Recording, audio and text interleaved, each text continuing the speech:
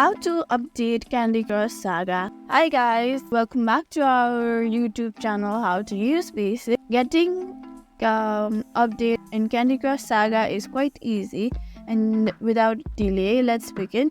Open your Google Play Store, tap on the icon of Google Play Store, tap on your profile icon in the top right corner, select Manage App and Devices, check for update.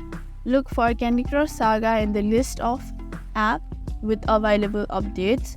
If any update is available, it will be installed under the updates available selection. If the app is not there, it means your game is up to date.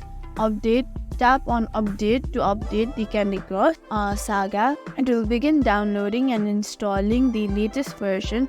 Wait for the update to complete. The app will automatically update. Once the update is completed, you can open and enjoy the latest features of Candy Crush. Thank you for watching this video. Make sure you like, share and subscribe to our YouTube channel.